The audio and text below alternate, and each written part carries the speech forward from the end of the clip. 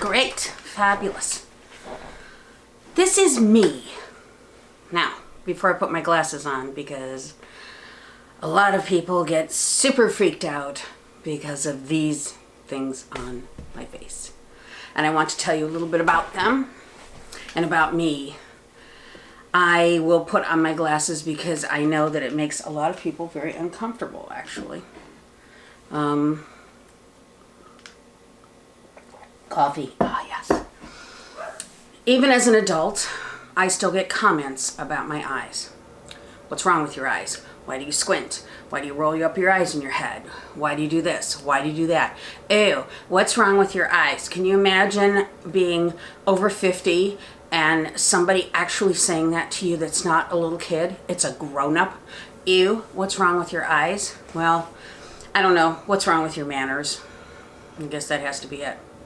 So I have something called, they finally gave a name to it in 1990, I want to say it was 6, okay?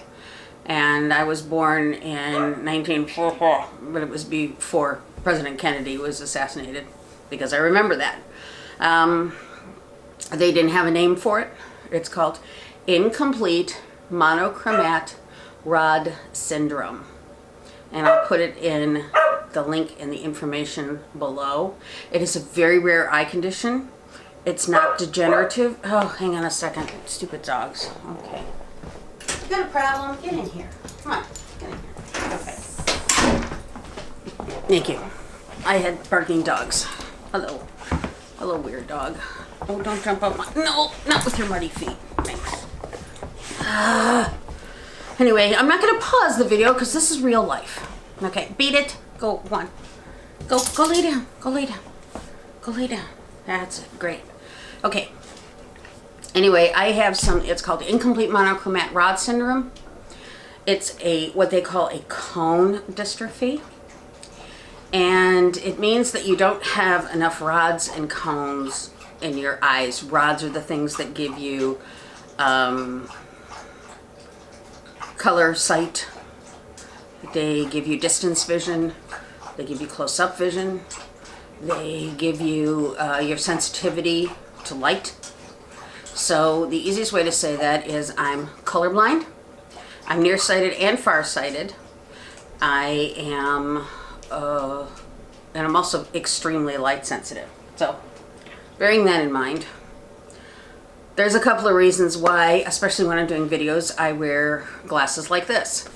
Some of it is because I don't want to be, I don't want to take away from whatever I'm doing on the vlog, whether it's music or it's talking or it's going places or something like that. I don't want what some people are going to perceive as my eye problem to take away from what I'm trying to say or what I'm trying to sing or what I'm trying to play. Okay? This is me barefaced, no makeup on, no nothing, obviously when I sing and when I go out and perform, I look a little bit nicer than this. Not that I look bad, I don't look bad, but I think we have such bad body image in the United States and such bad age image in the United States. So if you're not, have this young, beautiful, firm face and, you're this big, although there are a lot of generously sized women on YouTube doing videos, and it's like, oh, you ladies totally rock. I love it. That's just a little bit about me. Sorry for the doggy interruption. But I wanted to tell you about my eyesight. I was born almost completely blind, and I didn't hear very well, and I couldn't move. I was spastic. I had involuntary body movement. I didn't walk till I was about, I think, 3, and I started, really walking and running around.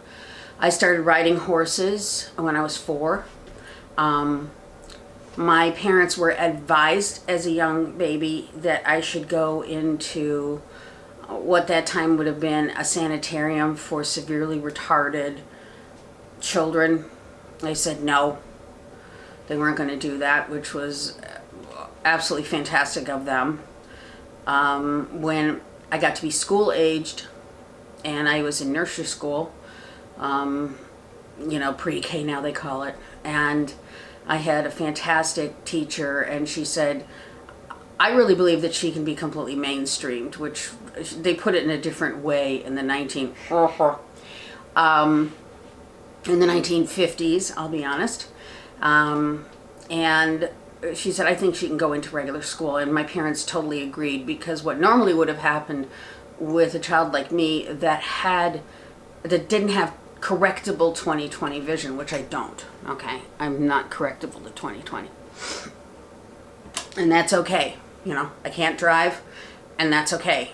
I can ride a bike, I can read a book, I can work on the computer, I can train dogs, I can ride horses, I can go walking in the woods, I can travel by myself, I can do everything. I am not legally blind. I'm close, but I'm actually not considered legally blind, which is why I couldn't get SSDI as being a blind person. I am not visually impaired or visually challenged enough to have the moniker blind. Sometimes it's just easier to say to people, yeah, I'm blind, but there are different degrees of blindness.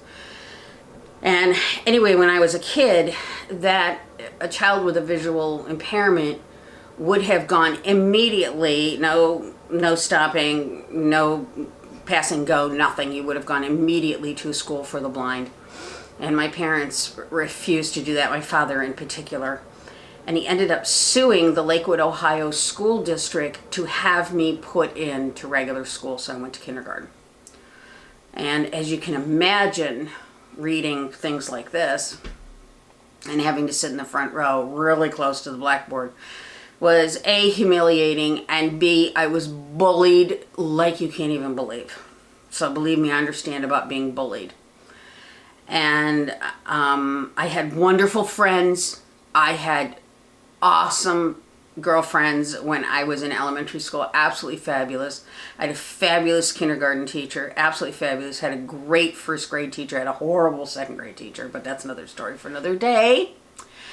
But the boys bullied me like you just can't believe. And I would go home and I would be crying, And my brother would say, my brother's this little skinny guy, and he said, who is it?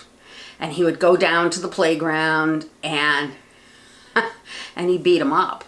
But then when he was going to leave elementary school, and he couldn't do that for me, I grew up in Lakewood, Ohio, by the way, he taught me how to throw a punch.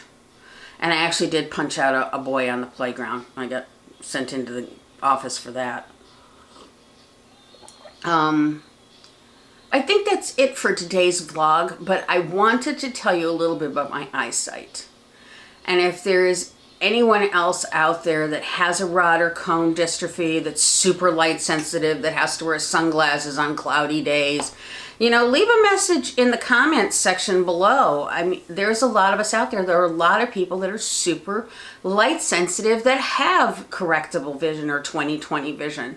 They just happen to be really super hyper light sensitive. And it's a real problem because we're in these places with fluorescent lights, which are very bad for your eyesight and things like that. So I want to tell you to have a fabulous day. And as Mel Robbins says, if nobody else tells you, I love you. Take care. Talk to you soon.